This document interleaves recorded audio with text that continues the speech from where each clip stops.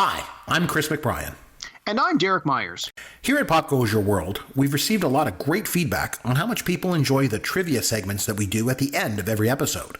So we've decided to go back and put together compilations of the Fun with Yancy and Fun with Caveman segments we've done over the years as a set of bonus episodes.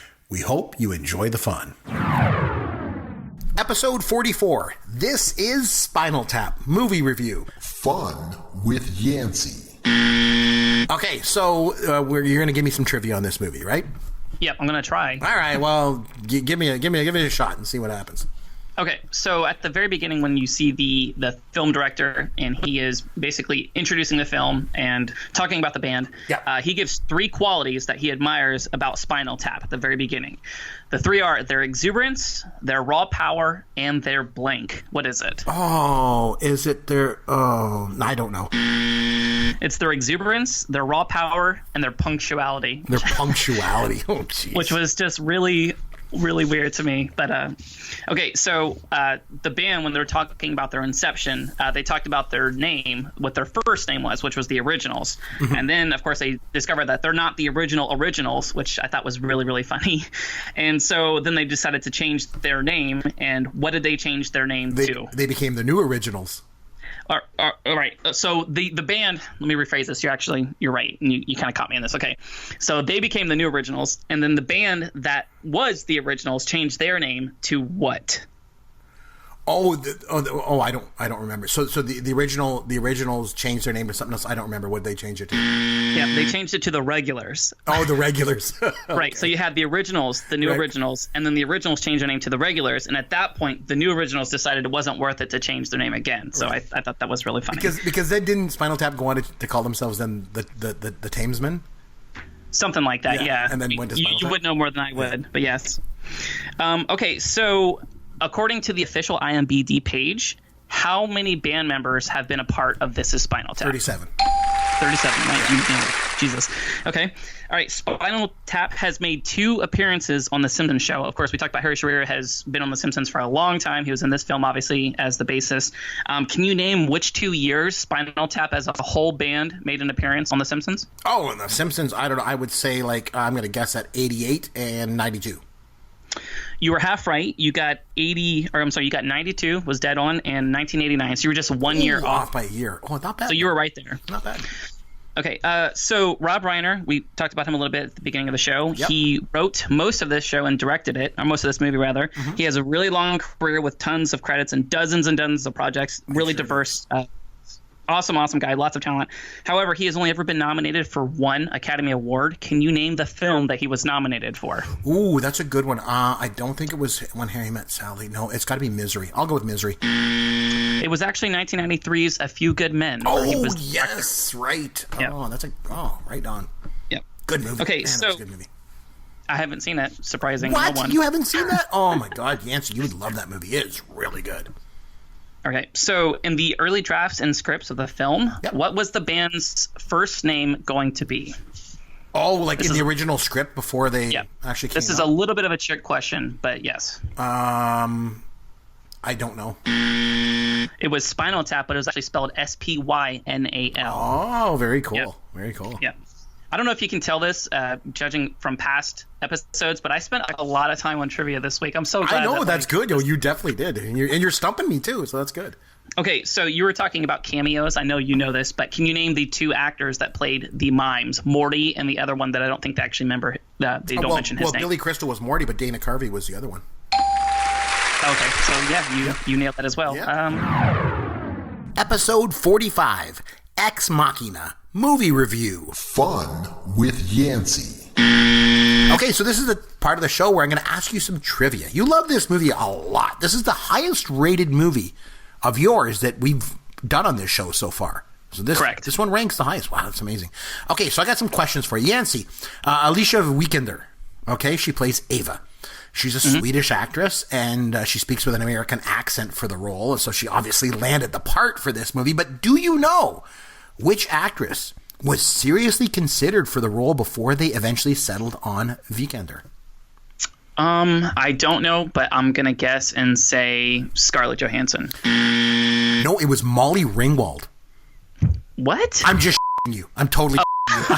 I'm just pulling a Gen X goof on you. No, it was Felicity Jones almost got the part, actually, believe it or not. Oh, I could see that. I can see that. It's that. pretty close. Okay. Okay, so this movie, I mentioned that I felt that the parallels were close to Frankenstein, but this movie is actually a de facto retelling of a Shakespearean play. Yancy, can you name the play that this movie is actually based on?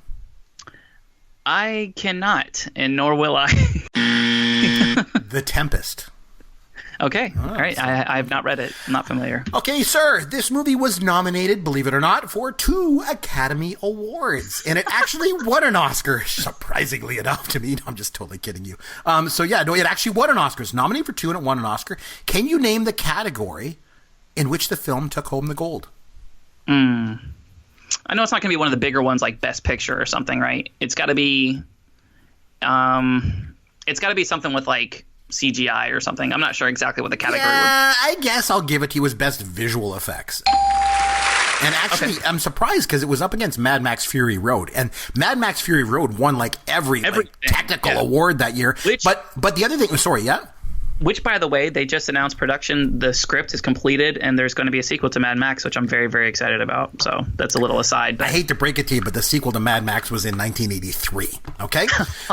So, anyway, a little bit of Gen X, ire there. Okay, the other thing, too, is the visual effects. So, Ex Machina won, but it was also up against Star Wars The Force Awakens. Seriously, you telling me this movie's visual effects were better than Star Wars The Force Awakens? Give me a friggin' break. All they did was they CGI'd over the girl to make her look like she had see-through parts. Come on. Okay. The other thing, it was also nominated for a writing for the best original screenplay. Okay, but it lost a spotlight. But okay, Oscar Isaac.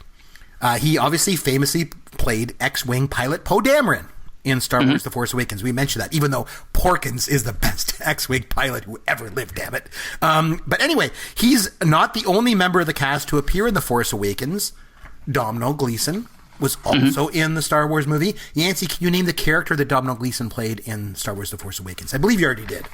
I think it was, is it Hux? General Hux? Yes. Yes, that's correct. He's great in that, too, by the way. Oh, yeah, he's absolutely fantastic in it. He was, okay, I'm not even going to get into it too much more. I thought he was a little bit miscast in this movie, Ex Machina. I thought it could have been played by different actors. It's so wild how you and I can have such completely different takes on it, Chris. Isn't that crazy? Well, there you go. Okay, so the title, Ex Machina. It's actually a shortened version of a Greek saying, which is Deus Ex Machina, which means God from the machine. So the term it's kind of evolved over the years. It kind of now means a bit of a plot device where sort of like this unsolvable problem is suddenly like there's been an intervention somehow and some new character is dropped in and kind of solved the problem. Okay? So Yancy, what trippy TV series, which began in 2004, had an episode named Deus Ex Machina in its first season? Do you know? When you first mentioned to me this movie, hey, we're going to watch a movie called Ex Machina, the first thing I thought of was an episode titled Deus Ex Machina from this TV series. So that's why I put it in here. 2004 trippy TV series. Trippy. I got nothing, Chris. It's Lost. Lost. It's the one where Locke and Boone go looking for the plane up on the cliff. Anyway. Okay. Okay, so Ex Machina, Yancy, you get a 3-part, okay? You get one of 3. I'm going to narrow it down. Was this movie a little a lot or mega What do you think? I'll go with a little No, I'm sorry. In fact, it was mega I'm sorry. No, I'm just totally kidding you. Episode 46, Revenge of the Nerds movie review. Fun with Yancy. Okay, Yancy, so over to you. You want to throw some trivia at me? Okay, sure. As always, you rattled off like 3 or 4 of the questions that I was going to answer. So sorry. I have to cross off some and go down the list. I'll give you the first one. All right. So at the very beginning, one of the first, I think it's actually the very first scene of the film, they talk about the acronym ARV. Do you know what ARV stands for? Do you recall? Average restroom visits. Yes. Very, very nice. Yes. That was the first inkling where I'm like, okay, these are legit dorks. Like, these are geeks that would... Because he's like, I got the cruise control set at 35 or something like that. It was like crazy. Yeah. Okay, so I try to be a little different, not just talk about the film itself, just because you know everything inside and out. But, okay, so we were mentioning Lamar, his character. Yes. Larry B. Scott actually plays him. Can you name his other two major popular movie credits? Well, I know for sure he was in Space Camp. That was a big one. But other than that, I just can't think of it off the top of my head. That was the big one, I would say. I actually mentioned it earlier, and it was the Karate Kid. Right. What part did he play in that? He was one of the dragon guys. Oh, okay. He was just like another Karate Kid, basically. I don't know. Maybe he didn't have a line or something like that. You're probably right, but whenever I looked up in his IMDb page, that's basically like what he was known for, was those couple of roles. That was kind of a cheap one. I'm sorry. All right, so we talked about actress Julia Montgomery. She plays the very lovely Betty Childs, who we see a lot of in this film. Yeah, a lot, yeah. That's for sure. Can you name? She was actually on Cheers for one episode. I don't know if you knew that or not. Did you? No, I don't think so. No. No? Okay, so you're probably not going to get this. But like I said, she did play in one Cheers episode in 1992. The name of the episode was titled The Beer is Always Greener. Okay. By chance, can you name the first name of the character that she played in that episode of Cheers? I don't think I could. No, sorry. It's okay. Sorry, I was trying to tie two things that I knew that you were slightly aware of. But her name was actually Ellen. Oh, so cool. Ellen. Cool. Yeah. All right, so this film is based around the fictitious Adams College. What real-life university did they actually shoot this film in? Oh, they shot it in Tucson, Arizona at the University of Arizona. Ding, ding, ding. Yes. Very nice. Ooh. I knew you would get that, I thought. So, okay. The funny thing was, just as a little aside story, the president of that university didn't want them to do it. He was like, okay, yeah, you guys can shoot your movie here. Why not? Hollywood movie going to come here and shoot. I'm fine with that. Until he read the script. He read the script and was like, I don't want them to do this. At that point, it was too late, right? So he didn't back out. He let them actually shoot it there. And so what they did was they took his name and they gave Booger, because Booger in the script was just called Booger, and they gave Booger's a real name in one of the scenes, and his name was Dudley Dawson, and that was the name of the president of the university at the time. Very nice. This is a little side thing. Anyway. Very nice. Okay, so we talked about John Goodman's character. So his name is never actually spoken by any character in the entire show. No, it's not. Movie. You're right. It isn't. Yeah. But it is. But it is actually written on the door of his office, and it's Coach Harris. Damn it, Chris. Oh, yes. Okay. It's also in the closing credits, if I remember correctly. So it might be. Yeah, I didn't stick around for the credits, to be honest with you. Can you name the video game that Wormser was playing on that little black and white TV? Oh, it was something like DVX or something like that. I can't remember it off the top of my head. I think you got it. I'll give you partial credit. Oh, I get an X in it. Yep. It was called Space Master X7. So you were in the ballpark. I can tell you've probably read it before. I'd heard it before. I knew it. Yeah. And by the way, and how about that scene when Gilbert and Judy are in the computer lab and he's like showing her like, hey, this is what I can do with a computer, and he's using the two stick people to like hold hands and dance. At the time, Yancy, that was like major, incredible things he was doing with the computer. Just so you know. And I like, speaking of unrealisticness in movies, he's literally just like mashing buttons and like somehow making like everything you said, work. I know. He's just like typing in. Yeah, exactly. I'm like, oh, okay, that's not how that works. There's no mouse on the computer. It's all like basic programming at the time. Yeah, right? But sure, man, that's cool. Yeah, whatever. Okay, my last question. Like I said, I had like 5 more that you mentioned during the show. So the title track of the soundtrack for this is aptly called "Revenge of the Nerds." Can you name the band that performs it? Yeah, actually, I can. They were the Rubinos, right? Yes, they were. Wow. I remember that. Didn't expect you to get that one either. Call me a dork, a spaz, or a geek. Yeah, I know it. Oh, it's really bad. Pretty good job, Chris. Oh, what can I say? I really like this movie. I grew up, like I say, I was 14 years old. I saw this movie. I thought it was the funniest thing ever. And, it's kind of stuck with me ever since, just the way it is.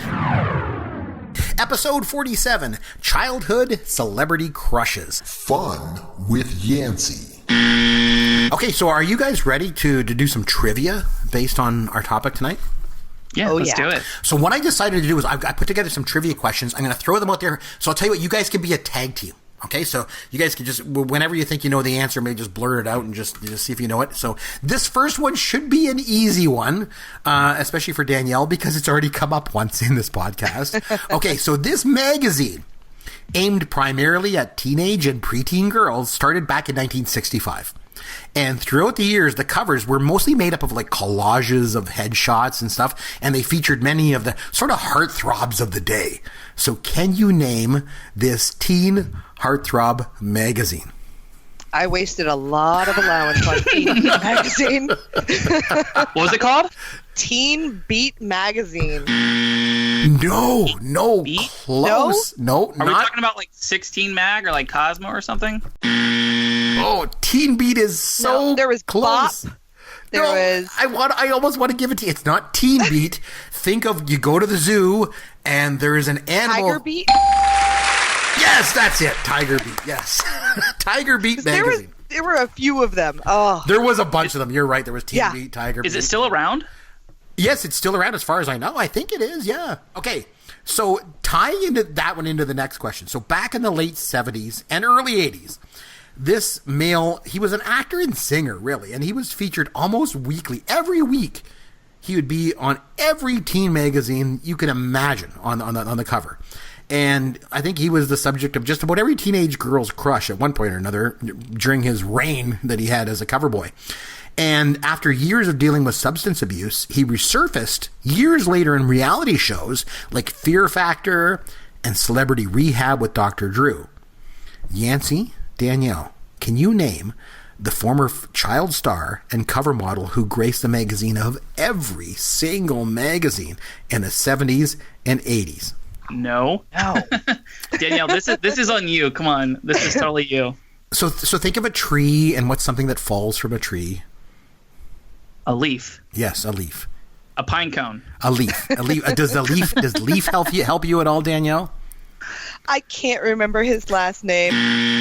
Leif Garrett. Leif Garrett. He was like the biggest of the big in those magazines back in the day. Okay, so back in the 90s. So this one I think is going to be right in your wheelhouse, Danielle. Okay, so this male actor had teenage girls' hearts all over America crushing on him for simply saying one, I wouldn't even say it's a word, just one sort of syllable, and that was, whoa. Who was he? Joey Lawrence. Who are these people? Yancy's like, who's this? Okay, Scott Baio. Yancy, you probably know him as one of the very few celebrities out there that were willing to endorse Donald Trump. Trump, correct. During his campaign for U.S. presidency in 2016. But however, it had been many years since Scott Baio was known to the general public. But believe it or not, Scott Baio was actually a huge crush of a ton of teenage girls right across the United States when he starred in Happy Days. Yancy, Danielle, can you name Scott Baio's character on Happy Days? Do you know it, Yancy? Honestly, Danielle, what do you think? He later got his own show. Chachi. Yes! And he later got Jody loves Chachi. I was going to say, is loves this a show? Chachi. Because I remember watching, I think it was like Dodgeball, and Ben Stiller's character is like, Jody loves Chachi. Is that what that's from? Yes, yes. Okay, cool. So I kind of know it, I guess. Oh, man, it's just funny, these millennial You at least references. know a reference. Yeah, there you go. That's close. Okay, so one of the most popular crushes from the 90s was Winnie Cooper from the Wonder Years. Can you name the actress that played Winnie Cooper? Huge crush of Danica McKellar? Yes! Very good. Wow. Yes, that's it. All right. Okay, so one final one here. A little bit of a tough one. Okay, so as I'm sure you're aware, every single decade always has a famous pinup girl, right? In the 50s, it was Marilyn Monroe. You know, the 80s, there was Heather Thomas. The 90s had Pamela Anderson. So can you name... Bo Derek. Can you name... Sorry. See, close, I guess. Can you name the famous pinup girl of the 1970s? She had the highest selling poster of all time. And Farrah Fawcett. Oh my God! Yes! Nice. Oh, very good. Yes. Oh, and what was the You know, thing? honestly, as an aside, obviously Farrah Fawcett was a very, very gorgeous woman. Right. I feel so bad for her because, correct me if I'm wrong, but didn't she die the same day as Michael Jackson? Yes. And like his death Yes. completely shadowed hers, and like she had a very, very illustrious career for a long time. And I just remember watching the news, and it was like, oh, MJ. Oh yeah, by the way, Farrah Fawcett died today too. I was like, oh, like, you know, it sucks to die regardless, but man, that was kind of sad that, you know, she had to kind of like share that day with like one of the most famous people of all time. But Yeah, I remember having the same reaction because her death was announced first and then MJ. And it was like one of those times where you see somebody kind of famous and you get excited about it, and then you see somebody really famous behind them, and you just go right past. And, and that's kind of what her death is like. Gone. Exactly. But by the way, this is kind of random too, but I'm a huge fan of like that feathered look that the women of the 60s and 70s did with their hair. I think that's so beautiful, and it's like one trend that I wish would come back today. I think it's just absolutely beautiful. And Farrah Fawcett was like the queen of that. Like, I mean, her hair but her hair was not the star of that poster. Let me tell you, there was one other thing in that poster that was a little bit more famous, but she was really known for that. One other thing. I think there was just one that you could see. So, that was noticeable. It was a little cold in the studio that day. Let's just say that.